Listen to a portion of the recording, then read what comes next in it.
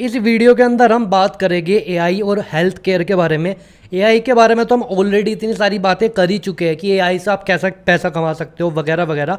But आज हम बात करेंगे कि एआई का हेल्थ केयर के ऊपर कितना तगड़ा इम्पैक्ट होने वाला है। अभी रिसेंटली एक न्यूज़ आई है, अगर आप थोड़े से भी न्यूज़ से अपडेटेड रहते हो, कि एआई की मदद से हम ब्रेस्ट कैंसर को पहले से ही ढूंढ सकते हैं। मतलब वो आया भी नहीं उस जगह और उसको हम ढूंढ सकते हैं। अब ये चीज़ें इतनी ज़्यादा इजी किस तरीके से हुई, लोग क्या कर रहे हैं हेल्थ केयर के अंदर ताकि चीज़ें थोड़ी सी और ज़्यादा इजी हो सके, हम उसके बारे में बात करेंगे। तो पहले मैं आपको बता देता हूँ कि जो लोग हेल्थ केयर से है, राइट, उनको तो इस चीज़ के बारे में पता ही होगा। बट जो लोग हेल्थ केयर से नहीं है और इस चीज़ के अंदर अपना करियर स्टार्ट करने लगे हैं, उनको थोड़ी सी क्लैरिटी मिलेगी इस चीज़ के अंदर। अभी क्या है ना, कैंसर का है ना काफ़ी हद तक दो चीज़ों से कनेक्शन होता है, रेडियोलॉजी से और पैथोलॉजी से। ठीक है, अभी क्या होता है ना, जर्नली कि आपने रेडियोलॉजी या पैथोलॉजी या इसके थ्रू है ना, किसी पर्सन ने बताया, राइट, उन्होंने एक्सरे वगैरह लिया, उसने सारी रिपोर्ट देखी, तो वो आंखों से देख के, जैसे हम एक्सरे देखते हैं ना उस तरीके से देखता है वो, तब कंफर्म करते हैं चीज़ें, राइट। वो कहीं ना कहीं है ना प्योर एक्सपीरियंस डिपेंड करता है डॉक्टर के ऊपर। एक नया बंदा, एक पुराना बंदा, दोनों में यही फ़र्क है एक्सपीरियंस का। एक बंदे ने लाखों एक्सरे देखे होता है, एक बंदे ने एक भी एक्सरे नहीं देखा होता। समझ रहे हो, ये प्योर है ना पर्सन के बेस पे काम करता है। और इसके अंदर पता है सबसे अंदर ग्लिच क्या है? ग्लिच ये है कि एक बंदा अगर डॉक्टर है, राइट, पैथोलॉजिस्ट है, तो वो है ना एक लिमिटेड पेशेंट को ही ट्रीट कर सकता है। समझ रहे हो ना बात को? जो एक बंदा कैंसर की इंडस्ट्री में है, जो लोगों को ट्रीट कर रहा है, तुम्हें क्या लगता है कितने लोगों को ट्रीट किया होगा उसने अपने पूरे जीवन के अंदर? बहुत कम लोगों को। समझ रहे हो ना? पहली चीज़ तो एक कैंसर पेशेंट के ऊपर इतना ज़्यादा टाइम लगता है, आपको पता ही है कितना टाइम लगता है रिकवरी के अंदर। ऊपर से उसके अंदर कहीं ना कहीं एक लिमिटेशन आ जाती है। आप एक हॉस्पिटल में काम कर रहे हो तो you treat very less number of patient, और दुनिया इतनी बड़ी है, इतने सारे कॉन्टिनेंट है कि हर जगह अलग अलग लोग हैं। अभी समझो इस बात को, कैंसर की बात आ गई यहाँ पे, तो कैंसर के बारे में भी मैं तुम्हें दो तीन चीज़ें बता देता हूँ। यू विल गेट सरप्राइज्ड, जो मैं तुम्हें ये फैक्ट बताने वाला हूँ, 50% जो कैंसर है वो अनआइडेंटिफाइड है। उनके बारे में कोई जानकारी नहीं है। अगर वो किसी को हो जाते हैं तो भाई कोई दवाई नहीं है उस चीज़ की। I am not even kidding about it. जो बंदा हेल्थ केयर से होगा उसको पता होगा 50% कैंसर अनआइडेंटिफाइड है। अगर वो किसी बंदे को हो गए, वो है ना, मतलब इतना टाइम इसी वजह से लगता है क्योंकि वो हो गया। अब डॉक्टर उसका सॉल्यूशन फाइंड आउट करने में लगे हैं कि ये किस तरीके से ट्रीट होगा। तो अभी ये वाली चीज़ है कि कैंसर इतनी ज़्यादा कॉम्प्लिकेटेड चीज़ है। दो चीज़ें मैंने तुम्हें बहुत इंपॉर्टेंट बता दी। पहली, इट डिपेंड्स ऑन पर्सन। जो एक्सपीरियंस्ड बंदा है उसने एक्सरेज वगैरह फलाना ढिमकाना रिपोर्ट्स देखी होती है, बट वो इतना ज़्यादा एक्सपीरियंस्ड फिर भी नहीं होता क्योंकि उसके पास एक लिमिटेड नॉलेज होती है, उसने लिमिटेड देखे होते हैं। कोई दूसरे कॉन्टिनेंट में, कंट्री के अंदर दूसरा बंदा है जिसने दूसरी चीज़ें देखी हुई है, तो वह कहीं ना कहीं है ना इन्फॉर्मेशन का मिसमैच होता है, मिसमैच।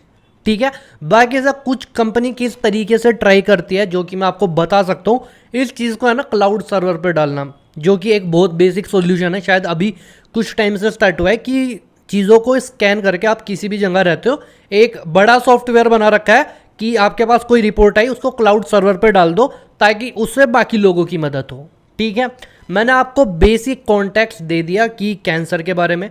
दूसरी चीज़, पहली मैंने डॉक्टर की बात करी, दूसरी 50% कैंसर अनआइडेंटिफाइड है।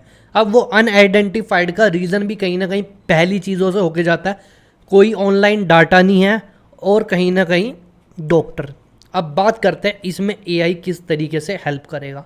ठीक है, इसमें जो मैंने बेसिक रिसर्च किया, जिनकी मैंने सुने हैं, वो है पेज एआई। ठीक है, अभी क्या है ना, इनका है ना बहुत तगड़ा काम चल रहा है। ये लोग है ना माइक्रोसॉफ्ट के साथ काम कर रहे हैं, और माइक्रोसॉफ्ट है ना एआई के अंदर, अगर आप एआई में थोड़ा सा भी इंटरेस्ट रखते हो, Microsoft is the biggest competitor. पता है बिगेस्ट कॉम्पिटिटर क्यों है? आपको लगता होगा कि विंडोज़ तक लिमिटेड है माइक्रोसॉफ्ट, ऐसा नहीं है। क्योंकि माइक्रोसॉफ्ट की जो मेन पावर है डेट इज़ कंप्यूटर। दो बंदों के पास सबसे ज़्यादा कंप्यूटर है, गूगल, माइक्रोसॉफ्ट। तो कहीं ना कहीं एआई की जितनी भी डीप रिसर्च है, आप देखोगे कि गूगल के अंदर काम किसके ऊपर चल रहा है? डीप माइंड के ऊपर, राइट। माइक्रोसॉफ्ट जेमिनी के ऊपर काम कर रहा है। तो कहीं ना कहीं इनमें आपस में कंपटीशन चलता रहता है। सैम ऑल्टमैन भी कहीं ना कहीं माइक्रोसॉफ्ट के कंप्यूटर ही यूज़ करता है, एंड इसके अंदर नॉर्मल कंप्यूटर्स नहीं लगते जो आप सोचते हो टिनिक टिनिक, वो नहीं लगते, सुपर कंप्यूटर्स की बात कर रहे हैं। वापस आते हैं हेल्थ केयर के ऊपर। तो ये जो पेज ऑर्गेनाइजेशन है, जो कि इनका हॉस्पिटल है माउंट सनैनी करके कोई, ये काम कर रहे हैं इस चीज़ के ऊपर। अभी इनका काम किस तरीके से चल रहा है उसके ऊपर बात करते हैं। पहली चीज़ जो सबसे ज़्यादा हाल ही में आई है, ये जो सुपर कंप्यूटर्स हैं। मैंने आपको क्लाउड वाली चीज़ बता दी कि जितनी भी रिपोर्ट्स है वो एक सर्वर के ऊपर जा रही है। इससे हो क्या रहा है, जो कि फर्स्ट सॉल्यूशन है कि जितने भी दुनिया भर में हो रहे हैं, मतलब बड़े बड़े हॉस्पिटल के अंदर ट्रीटमेंट हो रहा है, वो ऑनलाइन जा रहा है। तो हमारे पास एक इतना अच्छा डाटा आ जाएगा कि अगर मैं कोई पैथोलॉजिस्ट हूँ, मैं लोगों को ट्रीट करता हूँ, तो मेरे पास इतना सारा डाटा होगा कि हाँ भाई इस पर्सन को कैंसर है नहीं है। वे जो 50% अनआइडेंटिफाइड केसेस है वो इसी वजह से है क्योंकि सामने वाले को नॉलेज ही नहीं है। समझ रहे हो ना कि भाई कि कहीं दुनिया में सेल की ये रचना भी हुई थी जिस वजह से कैंसर हुआ था। समझ रहे हो, वे तो बहुत लंबे टाइम तक ट्रीट करते हैं ना, बार बार उसकी रिपोर्ट आती रहती है। तो वो सारी रिपोर्ट मिला के क्लाउड सर्वर पर चढ़ा दी गई है। पहला सॉल्यूशन क्लाउड सर्वर। अब दूसरा जो है, ये जो रिपोर्ट्स क्लाउड सर्वर के ऊपर जा रही है, ये डाटा फीड करा जा रहा है। किसको फीड करा जा रहा है? ये फीड करा जा रहा है सुपर कंप्यूटर्स को, राइट? क्योंकि एक नॉर्मल कंप्यूटर इन चीज़ को रीड नहीं कर सकता। सुपर कंप्यूटर इस चीज़ को, इतनी सारी रिपोर्ट्स को रीड कर रहा है और कहीं ना कहीं वो एक पैटर्न बना देगा कि लेट सपोज कल को किसी पर्सन को ऐसा ना हो, टचवुड ऐसा ना हो कि कैंसर हो जाए, तो सुपर कंप्यूटर की मदद से, मतलब वो बंदा किसी भी स्टेज में हो, चाहे उसको 5 साल बाद कैंसर होने वाला हो, बट कुछ ऐसे सिम्टम्स दिखने लगे, कुछ सेल्स की ऐसी क्रिएशन होने लगे, तो वो पता लग जाएगा। समझ लो ना? तो उसका ट्रीटमेंट करना काफ़ी ज़्यादा ईजी हो जाएगा। इवन ये पेज वालों ने एक और बात कही है कि लोग बोलते हैं कि AI is a danger, but in health care industry if AI is not there then it's danger. समझ रहे हो ना बात को? अगर कोई चीज़ AI नहीं है, क्लाउड सर्विस एग्जिस्ट नहीं करता, तो हेल्थ केयर में प्रोग्रेस क्या हो रही है? समझो बात को, हेल्थ केयर के अंदर प्रोग्रेस क्या हो रही है? आपने एक कैंसर ढूंढ लिया, भाई ये एक अनआइडेंटिफाइड कैंसर है, ढूंढते रहो। समझ रहे हो ना? किसी को कहीं दूसरा, तीसरा, चौथा, पांचवा भी हो रहा होगा, बट आपको तो एक ही मिला। But because of that AI thing, because of that cloud server thing, लोगों के पास रिसर्च मटेरियल काफ़ी ज़्यादा आएगा, एंड जो ये 50% अनआइडेंटिफाइड चीज़ें हैं ना, ये जल्दी मिलेगी। और इससे क्या होगा ना, लोगों का मरना कम होगा, मतलब हम लोगों का जल्दी इलाज कर पाएंगे। ये वाली चीज़ हो गई। एंड आप सुन के शॉक हो जाओगे। मैं आपको एक और इंटरेस्टिंग फैक्ट बता देता हूँ। ये जो सुपर कंप्यूटर को इमेजेस फीड करी जा रही है, आप सुन के हिल जाओगे अगर मैंने आपको वो नंबर बता दिया। पता है आपको वो नंबर कितना है? That is 50 billion images. Yes, you heard it right. 50 billion images super computers को फीड करी जा रही है। मतलब जो उन्होंने रिपोर्ट्स लिया उनकी फोटो खींच खींच के 50 बिलियन। और जो ये पेज के जो ओनर है, ओनर नहीं बोलूँगा, जो उसके अंदर काम करते हैं, उन्होंने बताया कि ये जो डाटा है, अगर आप इसको पिक्सल के अंदर तोड़ के देखें तो इट्स मोर देन नेटफ्लिक्स पे जितना डाटा है ना, मतलब मूवीज़ वगैरह का, उससे भी 10 गुना ज़्यादा है।